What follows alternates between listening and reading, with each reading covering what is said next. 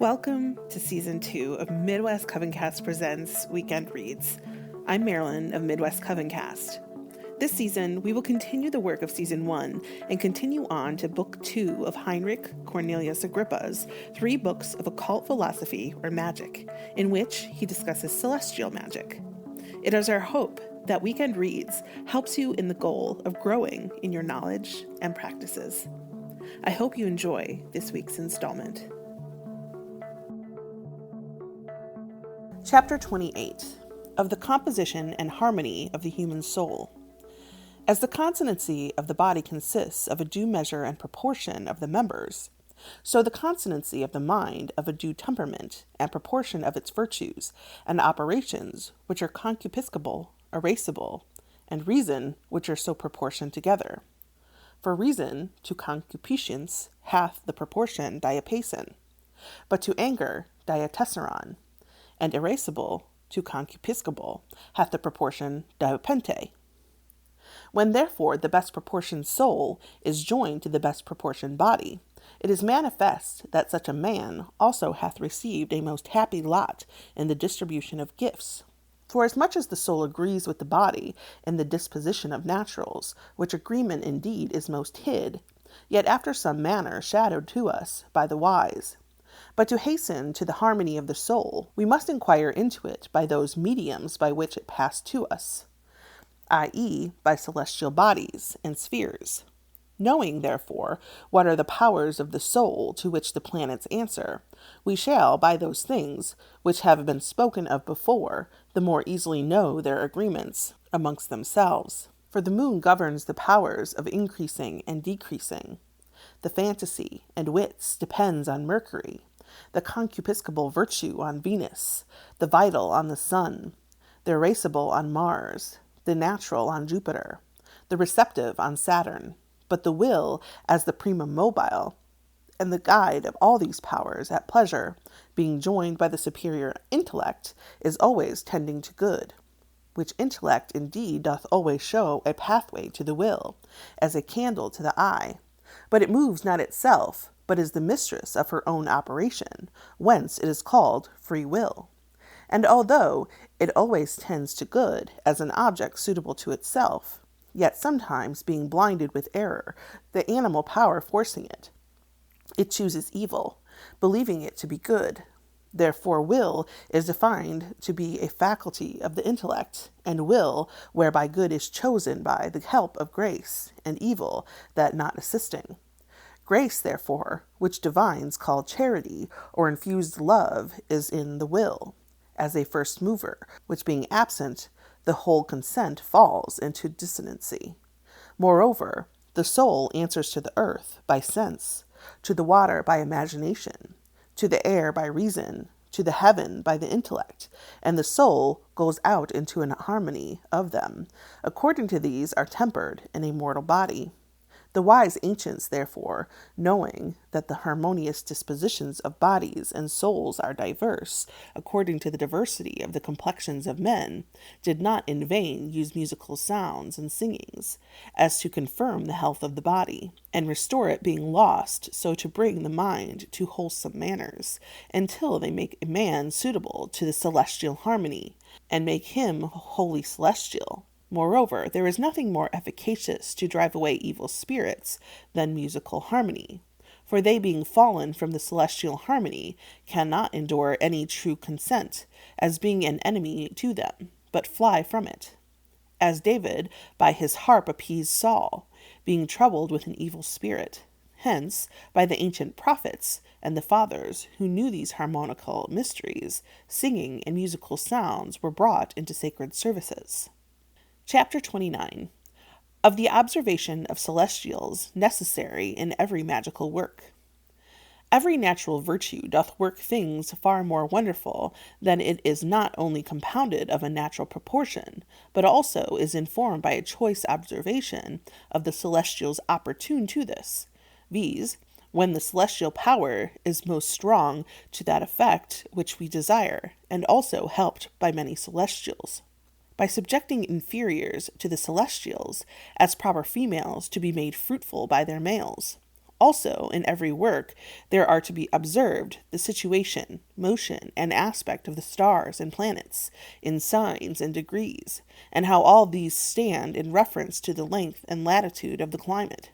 For by this are varied the qualities of the angles, which the rays of celestial bodies upon the figure of the thing describe, according to which celestial virtues are infused. So when thou art working anything which belongs to any planet, thou must place it in its dignities, fortunate and powerful, and ruling in the day, hour, and in the figure of the heaven. Neither shalt thou expect the signification of the work to be powerful, but also thou must observe the moon opportunely directed to us. For thou shalt do nothing without the assistance of the moon. And if thou hast more patterns of thy work, observe them, all being most powerful, and looking upon one another with a friendly aspect. And if thou canst not have such aspects, it will be convenient at least that thou take them angular. But thou shalt take the moon, either when she looks upon both, or is joined to one, and looks upon the other, or when she passed from the conjunction or aspect of one to the conjunction or aspect of the other. For that I conceive must in no wise be omitted. Also thou shalt in every work observe Mercury, for he is a messenger between the higher gods and infernal gods, and when he goes to the good, he increased their goodness, when to the bad, hath influence upon their wickedness. We call it an unfortunate sign or planet, when it is by the aspect of Saturn or Mars, especially opposite or quadrant, for these are aspects of enmity. But a conjunction, or a trine, or sextile aspect are of friendship. Between these there is a greater conjunction. But yet, if thou dost already hold it through a trine, and the planet be received, it is accounted as already conjoined. Now all planets are afraid of the conjunction of the sun, rejoicing in the trine and sextile aspect thereof. Chapter 30. When planets are of most powerful influence.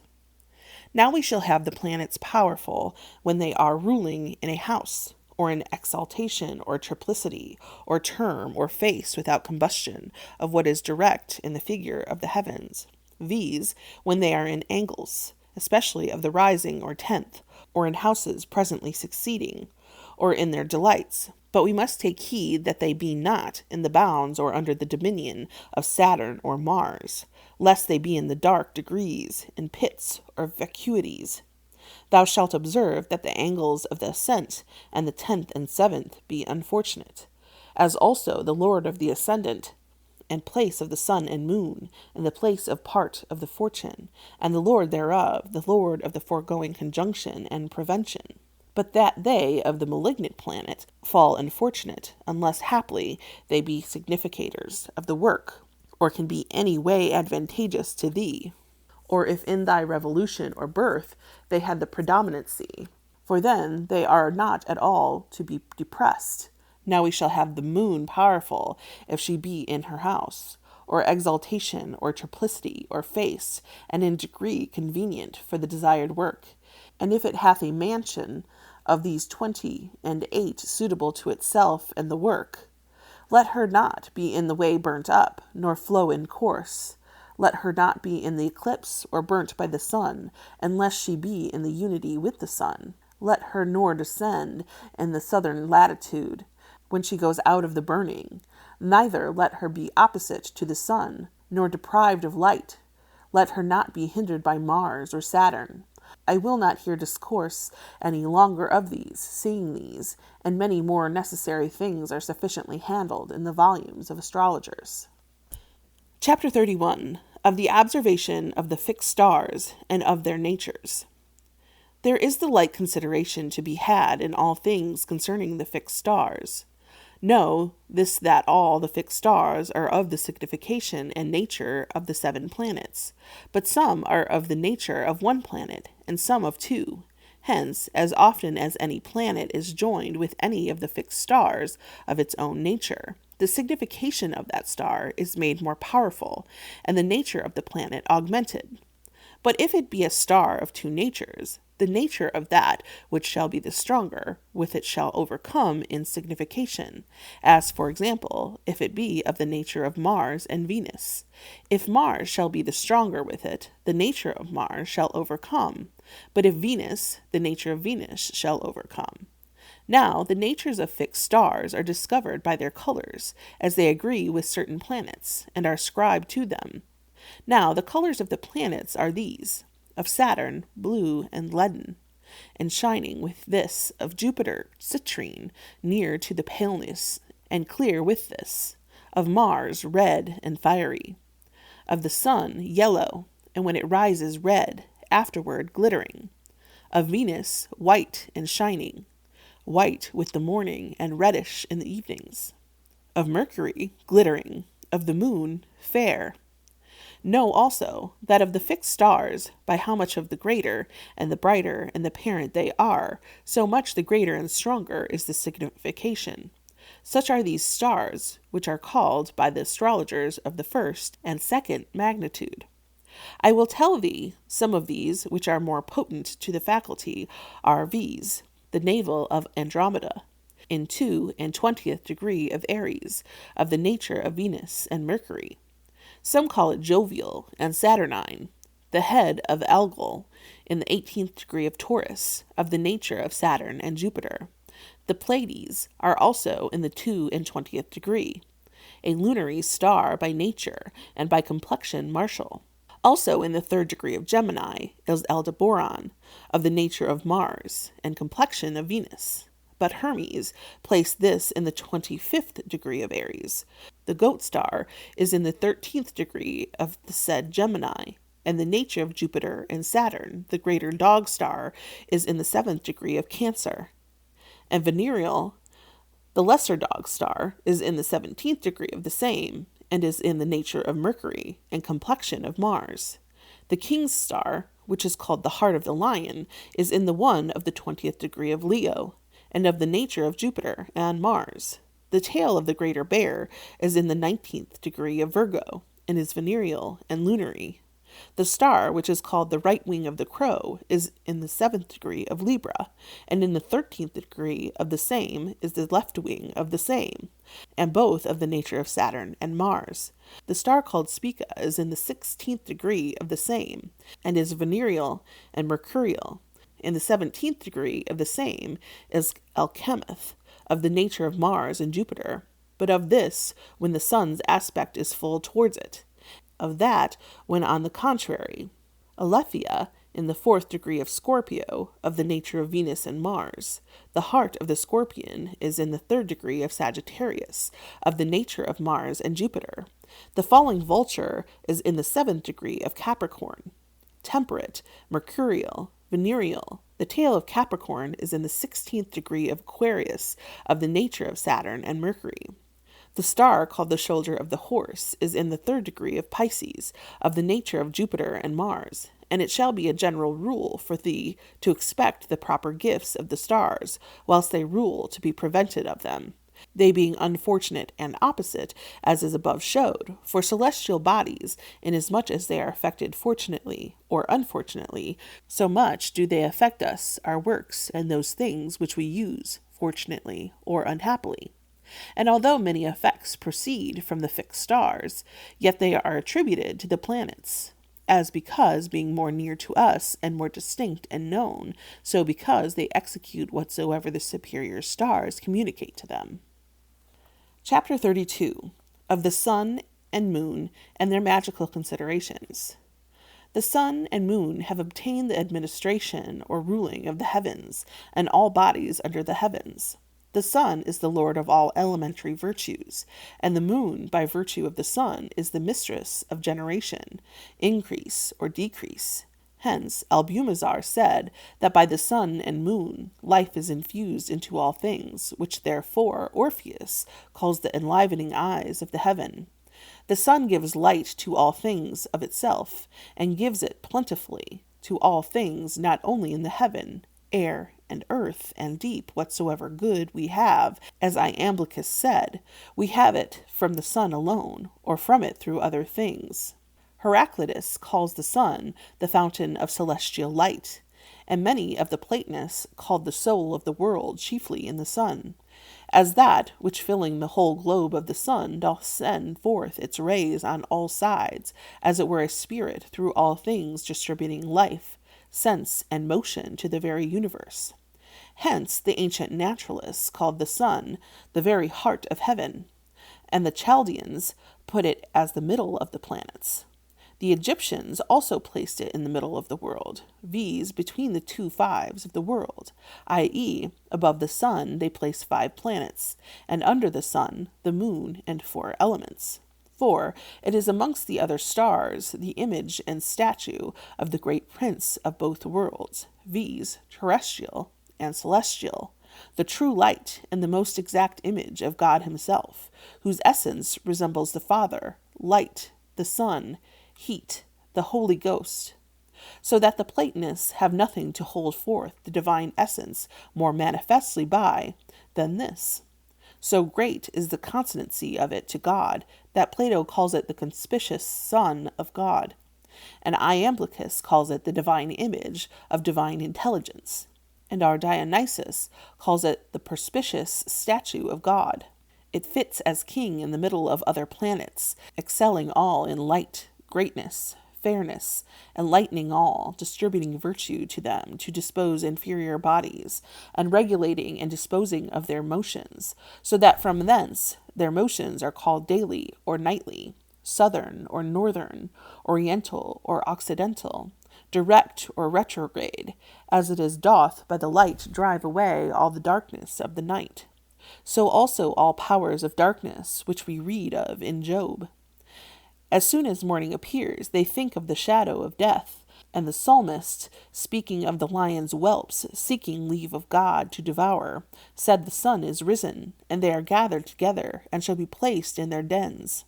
Which being put to flight, it follows, man shall go forth to his labor. The sun, therefore, as it possesses the middle region of the world, and as the heart is in animals to the whole body, so the sun is over the heaven and the world, ruling over the whole universe, and those things which are in it. The very author of seasons, from whence day and year, cold and heat, and all other qualities of seasons. And as said Ptolemy, when it comes unto the place of any star, it stirs up the power thereof which it hath in the air. So as with Mars, heat, with Saturn, cold, and it disposes even the very spirit and mind of man. From hence it is said by Homer, and approved by Aristotle, that there are in the mind such like motions, as the sun the prince and moderator of the planets every day bringeth to us. But the moon, the nighest to the earth, the receptacle of all the heavenly influences, by the swiftness of her course, is joined to the sun and the other planets and stars every month, and being made, as it were, the wife of all the stars, is the most fruitful of the stars, and receiving the beams and influences of all the other planets and stars as a conception, bringing them forth to the inferior world as being next to itself. For all the stars have influence on it, being the last receiver, which afterwards communicates the influences to all the superiors to these inferiors, and pours them forth on the earth. And it more manifestly disposes these inferiors than the others, and its motion is more sensible by the familiarity and propinquity which it hath with us. And as a medium between both, superiors and inferiors, communicates them to them all. Therefore, her motion is to be observed before the others, as the parent of all conceptions, which it diversely issued forth in these inferiors, according to the diverse complexion, motion, situation, and different aspects to the planets and other stars. And though it received powers from all the stars, yet especially from the sun, as often as it is in conjunction with the same, it is replenished with vivifying virtue, and according to the aspect thereof, it borrowed its complexion. For in the first quarter, as the Peripatetics deliver, it is hot and moist, in the second hot and dry, in the third cold and dry, in the fourth cold and moist. And although it is in the lowest of the stars, yet it bringeth forth all the conceptions of the superiors. For from it, in the heavenly bodies, beginneth that series of things which Plato called the golden chain. by the which everything and cause, being linked one to another, do depend on the superior, even until it may be brought to the supreme cause of all, from which all things depend. From hence is it that without the moon intermediating, we cannot at any time attract the power of the superiors. Therefore Thebat advises Phis, for taking of the virtue of any star, to take the stone and herb of that plant, when the moon doth either fortunately get under, or hath a good aspect on that star. Chapter 33. Of the 28 mansions of the moon, and their virtues.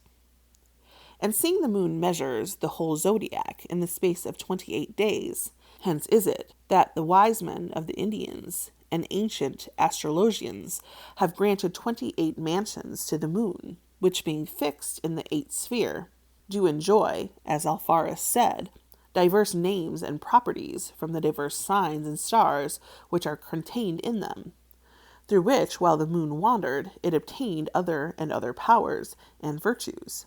But every one of these mansions, according to the opinion of Abraham, contained 12 degrees, and 1 and 50 minutes, and almost 26 seconds, whose names and also their beginnings in the zodiac of the 8th sphere are these.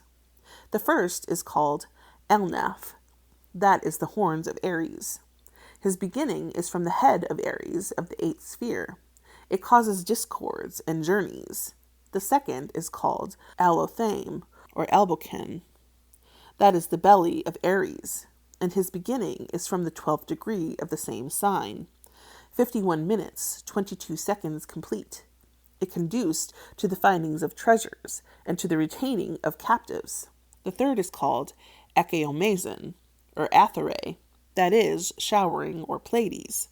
His beginning is from the 25 degree of Aries, complete 42 minutes and 51 seconds. It is profitable to sailors, huntsmen, and alchemists. The fourth mansion is called Aldebaran, or Aldalaman. That is the eye or head of Taurus. His beginning is from the 8th degree of Taurus. 34 minutes and 17 seconds of the same Taurus being excluded. It causes the destruction and hindrances of buildings, fountains, wells of gold mines, the flight of creeping things, and begetteth discord. The fifth is called Alcate, or Albacae. The beginning of it is after the 21 degree of Taurus, 25 minutes, 40 seconds. It helps to return from a journey, to the instruction of scholars. It confirmeth edifices. It gives health and goodwill. The sixth is called Alhana, or Alcaea. That is the little star of great light. The beginning is after the 4th degree of Gemini, 17 minutes and 9 seconds. It conduced to hunting and besieging of towns and revenge of princes. It destroyed harvests and fruits and hinders the operation of the physician. The seventh is called Aldamaic, or Alarzic. That is the arm of Gemini, and beginneth from the 17th degree of Gemini, 8 minutes and 34 seconds, and lasteth even to the end of the sign. It confers gain and friendship. It's profitable to lovers. It scareth flies, destroys magistries. And so is 1/4 of the heaven completed in these 7 mansions. And in the like order and number of degrees, minutes, and seconds, the remaining mansions in either quarter have their several beginnings, namely so that in the first sign of this quarter 3 mansions take their beginnings, in the other 2 signs 2 mansions in each. Therefore, the 7 following mansions begin from Cancer, whose names are Elnaza, or Anatrichia, that is misty or cloudy, viz. The 8th mansion. It causes love, friendship, and society of fellow travelers. It drives away mice and afflictive captives, confirming their imprisonment. After this is the 9th, called Arkham, or Arkhaf.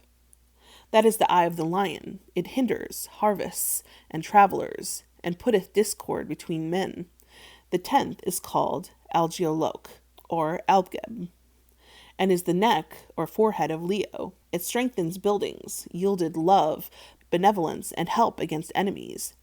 The 11th is called Azobra, or Ardef. That is the hair of the lion's head.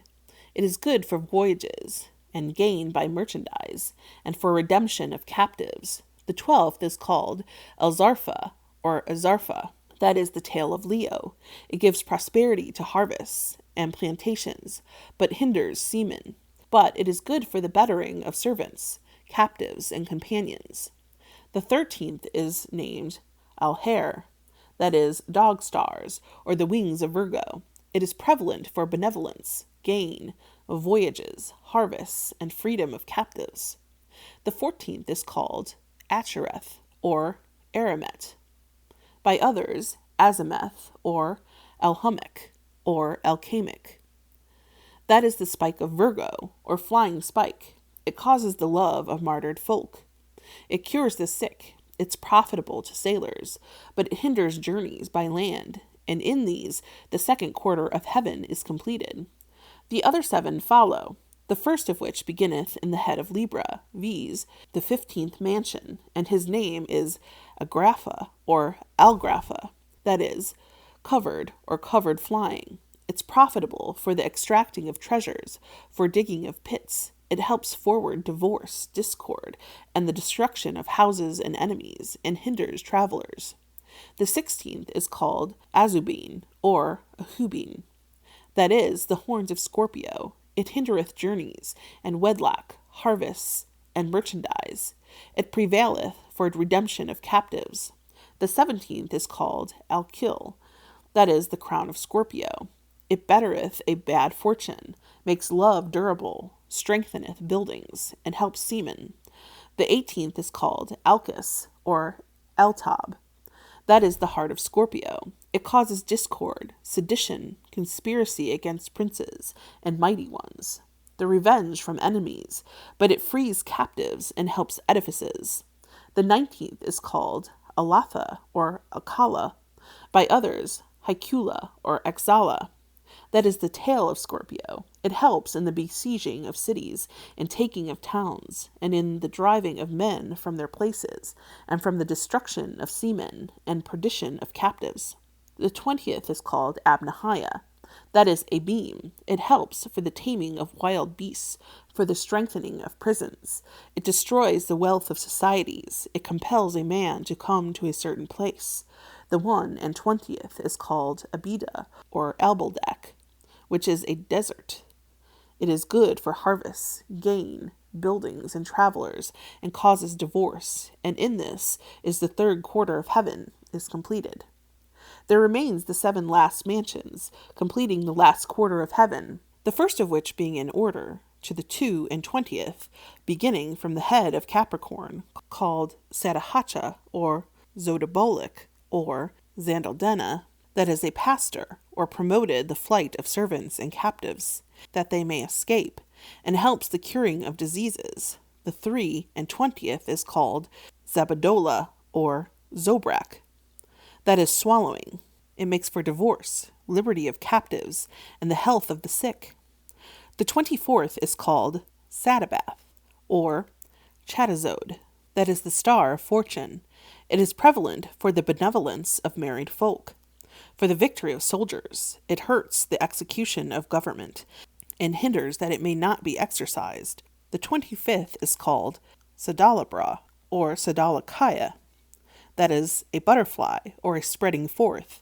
It helps besieging and revenge. It destroys enemies, makes divorce, confirmed prisons and buildings, hastened messengers. It conduced to spells against copulation, and so binds every member of man that it cannot perform his duty. The 26th is called Alfarg, or Fraggle Mokaden. That is the first drawing. It makes for the union and love of men, for the health of captives. It destroys prisons and buildings. The 27th is called El Karaya, or El Helgalmode. That is the second drawing. It increases harvests, revenues, gain. It heals infirmities, but hinders buildings, prolongs prisons, causes danger to seamen, and helps to infer mischiefs on whom you shall please. The 28th and last is called Albotham, or Alcalci. that is Pisces. It increases harvests and merchandise. It secures travelers through dangerous places. It makes for the joy of married couples, but it strengthens prisons and causes loss of treasures. And in these 28 mansions do lie hid many secrets of the wisdom of the ancients, by the which they wrought wonders on all things, which are under the circle of the moon. And they attributed to every mansion his resemblances, images, and seals, and his president intelligences, and they did work by the virtue of them after diverse manners. Chapter 34. Of the true motion of the heavenly bodies to be observed in the eighth sphere, and of the ground of planetary hours. Whosoever will work according to the celestial opportunity ought to observe both or one of them, namely the motion of the stars or their times. I say their motions when they are in their dignities or dejections, either essential or accidental, but I call their times, days, and hours distributed to the dominions. Concerning all these, it is abundantly taught in the books of astrologers. But in this space, two things especially are to be considered and observed by us. One, that we observe the motions and ascensions and windings of stars, even as they are in truth in the eighth sphere, through the neglect of which it happens that many err in fabricating the celestial images, and are defrauded of their desired effect. The other thing we ought to observe is about the times of choosing the planetary hours. For almost all astrologers divide all that space of time from the sun rising to setting into 12 equal parts, and call them the 12 hours of the day. Then the time which follows from the setting to the rising, in like manner, being divided into 12 equal parts. They call the 12 hours of the night, and then distribute each of those hours to every one of the planets, according to the order of their successions, giving always the first hour of the day to the lord of that day, then to everyone by order, even to the end of 24 hours, and in this distribution the magicians agree with them. But in the partition of the hours some do different, saying that the space of the rising and setting is not to be divided into equal parts, and that those hours are not therefore called unequal because the diurnal are unequal to the nocturnal, but because both the diurnal and nocturnal are even unequal amongst themselves. Therefore, the partition of unequal or planetary hours hath a different reason of their measure observed by magicians, which is of this sort. For as in artificial hours, which are always equal to themselves, the ascensions of 15 degrees in the equinoctial constitutes an artificial hour, so also in planetary hours and ascensions of 15 degrees in the ecliptic constitutes an unequal or planetary hour, whose measure we ought to inquire and find out by the tables of the oblique ascensions of every region. Chapter 35. How some artificial things, as images, seals, and such like, may obtain some virtue from the celestial bodies. So great is the extent, power, and efficacy of the celestial bodies, that not only natural things, but also artificial, when they are rightly exposed to those above, do presently suffer by the most potent agent, and obtain a wonderful life, which sometimes gives them an admirable celestial virtue, which the thing St. Thomas Aquinas, that holy doctor, thus confirms in his book De Photo, when he said that even garments, buildings, and other artificial works whatsoever do receive a certain qualification from the stars. So the magicians affirm that not only by the mixture and application of natural things, but also in images, seals, rings, glasses, and other instruments, being opportunely framed under a certain constellation, some celestial illustration may be taken, and some wonderful thing may be received, for the beams of the celestial bodies being animated, living, sensual, and bringing along with them admirable gifts, and most violent power, do, even in a moment, and at the first touch, imprint wonderful powers in the images, though their matter be less capable. Yet they bestow more powerful virtues on the images, if they be framed not of any but of certain matter, namely those natural, and also specifically virtue is agreeable with the work. And the figure of the image is like to the celestial, For such an image doth, in regard of the matter naturally congruous to the operation and celestial influence, and also for its figure, being like the heavenly one, is best prepared to receive the operations and powers of the celestial bodies and figures, and instantly receives the heavenly gift into itself. Then it constantly works on another thing, and other things do yield obedience to it. Hence said Ptolemy in Centiloquio, that inferior things do obey the celestial, and not only them, but also even their images, even as earthly scorpions obey not only the celestial scorpion, but also his image, if it shall be opportunely figured under his ascent and dominion. Chapter 36. Of the images of the zodiac, what virtues they being engraved, receive from the stars. But the celestial images, according to those likeness images of this kind are framed, are very many in the heavens, some visible and conspicuous, others only imaginable, conceived and set down by Egyptians, Indians, and Chaldeans, and their parts are so ordered that even the figures of some of them are distinguished from others. For this reason, they place in the zodiac circle 12 general images, according to the number of signs. Of these, they constituting Aries, Leo, and Sagittarius, for the fiery and oriental triplicity, do report that it's profitable against fevers, palsy, dropsy, gout, and all cold and phlegmatic infirmities, and that it makes him who carries it to be acceptable, eloquent, ingenious, and honorable, because they are the houses of Mars, Sol, and Jupiter. They made also the image of a lion against melancholy, fantasies, the dropsy, plague, fevers, and to expel diseases at the hour of the sun.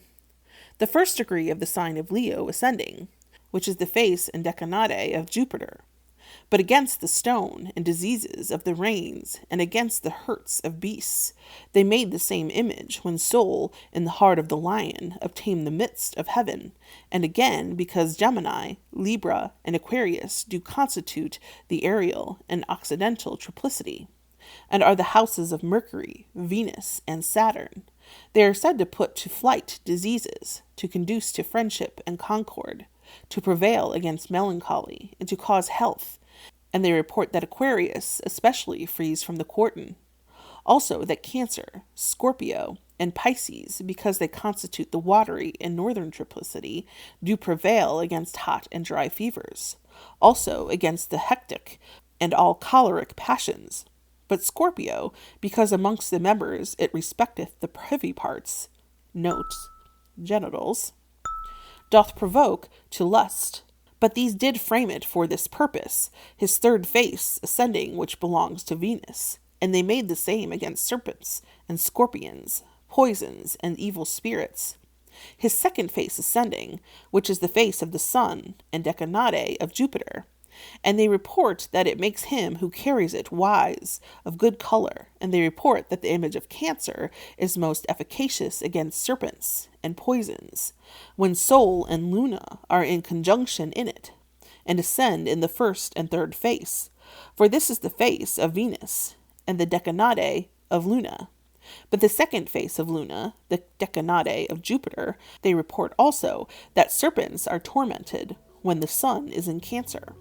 Also that Taurus, Virgo, and Capricorn, because they constitute the earthly and southern triplicity, do cure hot infirmities, and prevail against the sinocal fever.